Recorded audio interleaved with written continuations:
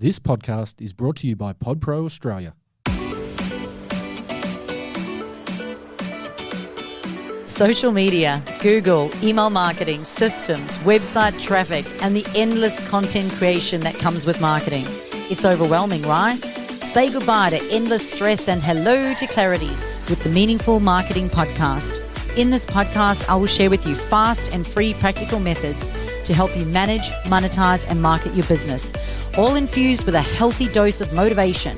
Let's do this.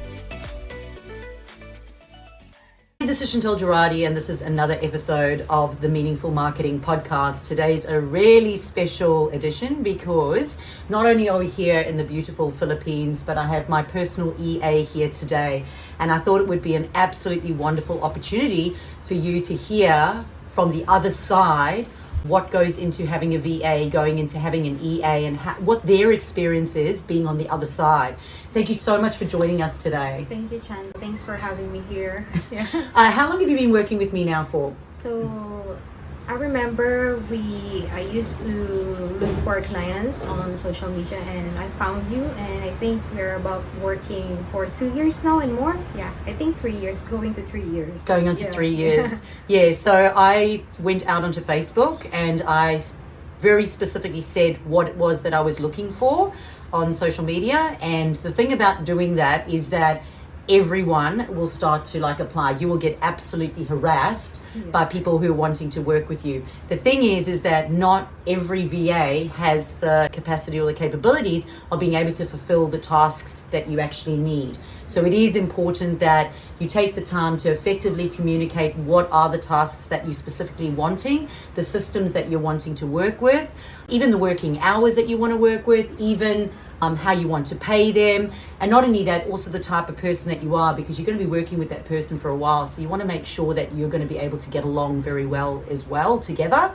And then from there, once you've I think I get them to email me and answer their questions, send through their resume, and then from there, have a look at it, ask a couple of trick questions, which I always do, and then see how they respond, how they communicate with you, and then from there, we're able to actually go, right, now it's time to actually have a Zoom. Yeah, that's right. Yeah. And so when she first started with me, Iane first started with me, she was a virtual assistant. She has since worked her way up to being an EA, which is an executive assistant. Could you tell us, from your perspective, what the difference is between an executive assistant and a virtual assistant? I think when we talk about more on the virtual assistant, it's more like, for me, looking for a job, it's more about general. So I have to master all the skills and I have no direction. So thinking that I'll be, going as a freelancer. So I'm thinking, okay, I need to do this, do that. So there's no direction at all. So I have to master everything, know everything, just to offer all my services to that specific client. But when I become, executive assistant, it is clear with the description.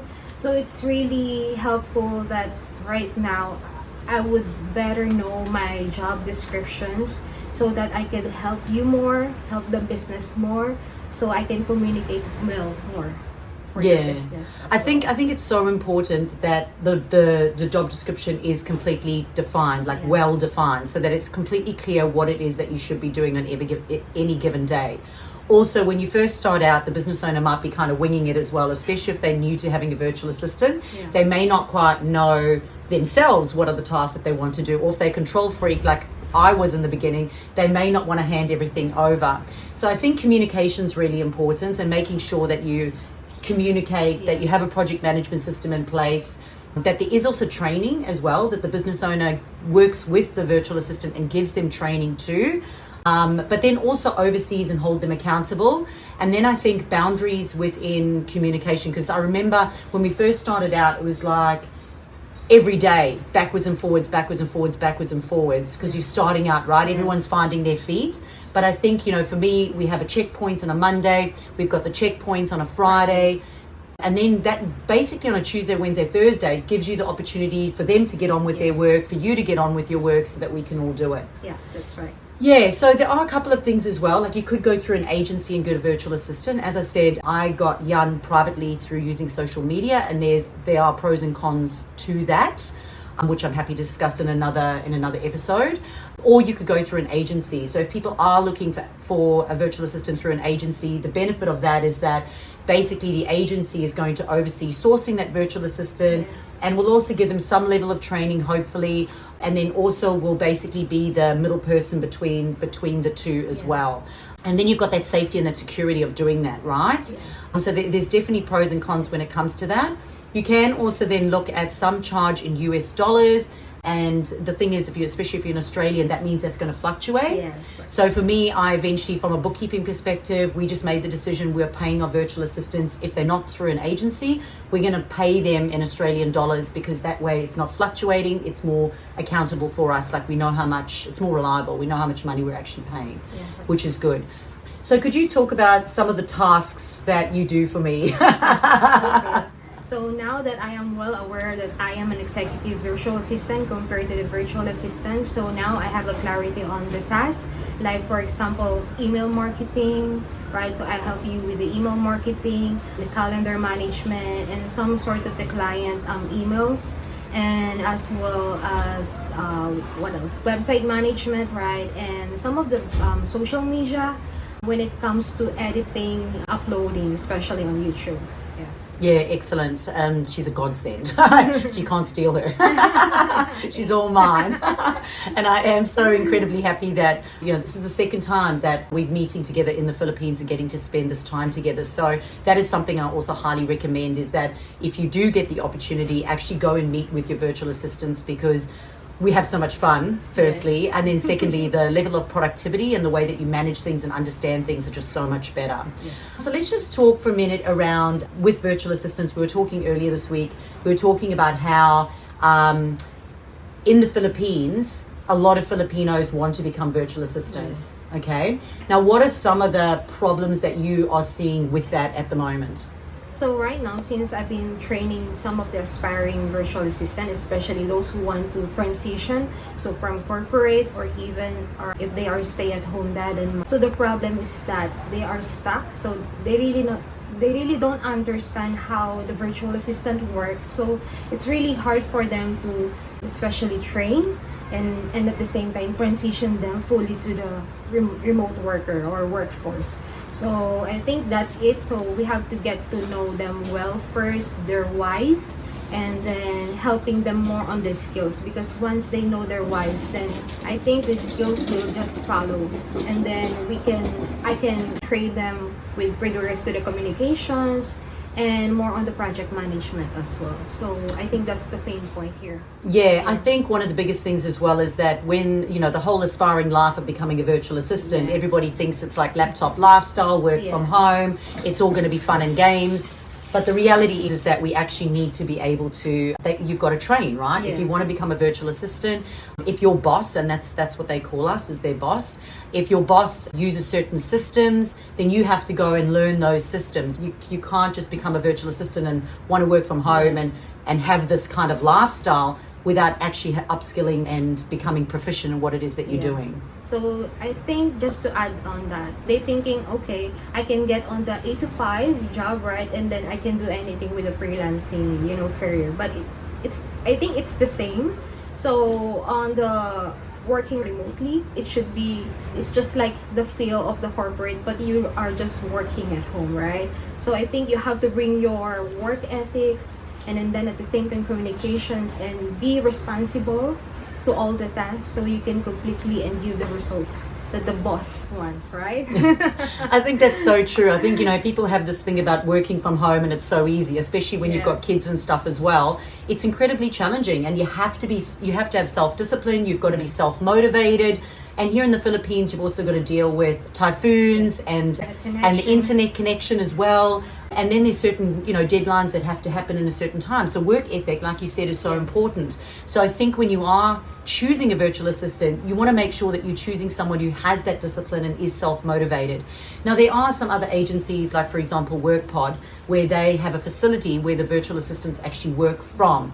That way they can have, guaranteed Wi-Fi. They have to, show up every day and they leave every day. So plus the electricity. right? And the electricity, yeah. So it's more guaranteed that they're going to get the electricity as well. But, you know, Iane doesn't. She works from home. In fact, when I employed her, she had a 2-year-old. Yeah, so... And then was pregnant with another one at the same time. And I was like, you don't hire a pregnant VA. But it works for me, right? But it completely worked for us. I took a risk, and it was the best risk I've ever done in my life. So I've done everything against what I would normally say to do. Yeah. And in fact, you know, I was talking to a virtual assistant agency last week, and they were like, we do not hire pregnant virtual assistants. Yeah. But she has been absolutely amazing and was able to do it. And I always said, you know, like, I want you to work from home, and that's all great, and I want you to be with the kids and that. But as long as my jobs are done, I don't really care as long as it's done. And she just had such great work ethic that she continued to, you know, show up and do it. So let's talk for a moment on some of the characteristics that if bosses were looking for a virtual assistant, what are some of the personality traits or characteristics that you would be looking for in a virtual assistant? I think for me, first is, of course, the ethic, okay? And then second is they all know already the culture, because, you know, working together, even in the virtual, needs, you know, relationship. It will build relationship, and then at the same time trust. So I think it's an effort for a virtual assistant to know the culture of their bosses, aside from communication, because you cannot communicate if you don't know the culture, right? So I think that's it. And then, yeah, for me, I should exercise my active listening, because sometimes bosses, like, you know, get frustrated. So we can filter everything. So, you know, so at least there will be a balance in between understanding the bosses and then at the same time fulfilling the task. Because sometimes if it is mixed up, so it's really hard for the virtual assistant to work and get, you know, the results. So that's why I think that's the 3 important things for me, especially looking for a virtual assistant, not only in the Philippines, but yeah, anywhere.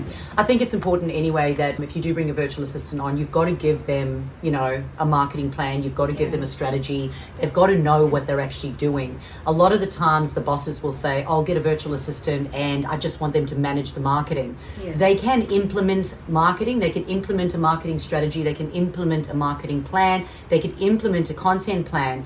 The thing is, they have to have the content plan. They have to have the marketing strategy. And I think this is where they fall short. And then bosses will go, why aren't you getting me leads? And it's like, well, what is your lead generation strategy? What is your lead generation plan? If you don't give it to them, they don't know how to do it. If they're happy to implement, they're happy to learn, you have to give them that to do that, right? Yes. So the next thing that a lot of people would be asking is like, how do I know that they're actually doing the tasks and within the hours? So for example, if you get a virtual assistant for 10 hours a week or 20 hours a week, which is the normal 10 or 20 hours a week, you know, are they actually doing the 10 hours? Are they actually doing the 20 hours? And for me, it's again, if a boss doesn't know how long it takes to do something, like I know how long it'll take to go and implement the content plan online. And this is why I think bosses should know that, right? Because then you'll know how long it takes. So suddenly if I know that that's going to take you 20 to 40 minutes and it's taking you 3 or 4 hours to do, there's an issue there, right? So that means either they're not sure about the task, maybe they need more training. And that's what you've got to do. I mean, we recently worked with, and they're actually here in the Philippines at the moment, and I think they were taking about a day in order to get one reel up. And we did training with them, and now they can do reels in 20 minutes, and they have quadrupled their engagement and their reach because it was a lack of understanding, a lack of knowing what to do. So what are some other ways that you've seen that bosses track the times of everyone? Because I don't monitor your time, right? I know how long things take. And if I feel like I need something done urgently, then I'll communicate that, you know, like that's a high priority task. But how else would people sort of track or keep an eye on or know what virtual assistants are capable of doing? I think for me personally, I think it will help the bosses to track the task by providing like project management tool where they can put their specific tasks, and then they can easily move if it's this one is to do. And then if it's done or complete, I think it will be really helpful for the bosses to track that. Aside from that, maybe they can use like a rolling tracker that we are being, implementing right now in your business. So it's really helpful also for the business owner just to see, right, what's going on, and then she or he can easily communicate with their VAs, right? And if there will be like urgent tasks, then easily just communicate, right? So I think that's it. Yeah, and for us, you know, a lot of people use WhatsApp for communication, but the problem with WhatsApp is that if you're talking about multiple tasks in WhatsApp, it gets lost. So what you were talking about gets lost underneath another task. So I highly recommend something like Slack, because when you're talking about a specific project, you talk in that Slack channel, which means everything and all the past history remains in there. We have found that has helped our productivity so much more. We have our usual tasks. So for example, Monday we do this, Tuesday we do this, Wednesday, Thursday, Friday. And then of course there's always going to be emergency stuff and urgent stuff that needs to come in. And that's obviously when you put something through and it's like, you know, we had a government grant just be launched as we're about to fly here, you know, and we had like a week to do it. So it was like, but we have a system and process in place. We've done it beforehand. So, you know, Iane was able to go back into Google Drive, was able to find, you know, the past email sequences and social media content that we've done, so that we could quickly go and automate everything and systemize everything as much as possible, so that we could come here and enjoy, right? And enjoy it. Yeah, so I think, so let's talk about that for a moment, systems and processes. I know normally like once a quarter I go, that's a team, we're all doing an SOP week, and that means everything they do from Monday to Friday, they actually have to write step by step on what they do. They can do it through Loom, you can do it through Zoom, you can do it with auto transcription, and also the other one, Tango.us, I think it is as well, which takes screenshots and dot by dot points. And they've got to go in and refine it, because if suddenly you were to disappear or somebody leaves, and we've had that happen to us, when suddenly a virtual assistant leaves, we can go in, we can get that step by step and give it to somebody else. So we highly recommend we do that. Yeah, so it's easy to just delegate, especially for new people to come, right? When you have sorted, or you have already the SOP, aside from you training, because you're giving another time again. Right. Yes. So time is, you know, dime. Yeah, so something else we do as well, like we'll do a Zoom recording, and if I do a training, I'll do that as a recording, and then I'll save that into YouTube as unlisted and give it a title, and then that will go into our Google Links folder, so that if anybody needs training, say we've just done a training on content planning, then any of the virtual assistants can go in and have a look at that training on content planning, because we'll actually, you know, keep it in there. So we just record what we're doing, so we don't have to do it again. Yes, right. So it saves time, and then at the same time, I think a business that is well managed, I think it will soar high, right? Because we're not just spending time, but we're also spending money for the bosses, right? Yeah, and I think a really good thing to know here as well is that so many times the boss will just want to get rid of their virtual assistant. They get frustrated and they want to get rid of them. However, virtual assistants, you know, if you put time and energy and effort into them, they will be absolutely phenomenal. But it does, everyone wants a quick fix, you know, just give it to someone and you sort it out. But at the end of the day, like, you have to put some time and energy into it and make sure that time's allocated. I always say this, I go, you know, when people say my marketing's not working, I always go, well, show me in your diary where you're working in your marketing and where you're working on your marketing, where you're doing sales-focused activities. And they go, it's not in there. Well, that's why your marketing's not working.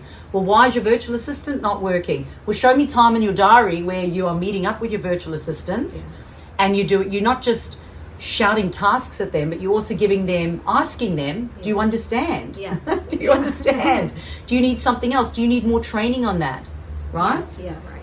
So what I like about you is that you are very specific, so I can deliver your expectation, and when I get lost, I can easily ask you by our channels, and we have this system and structure. So yeah, I think the reason why I'm here, it's because we have that, right?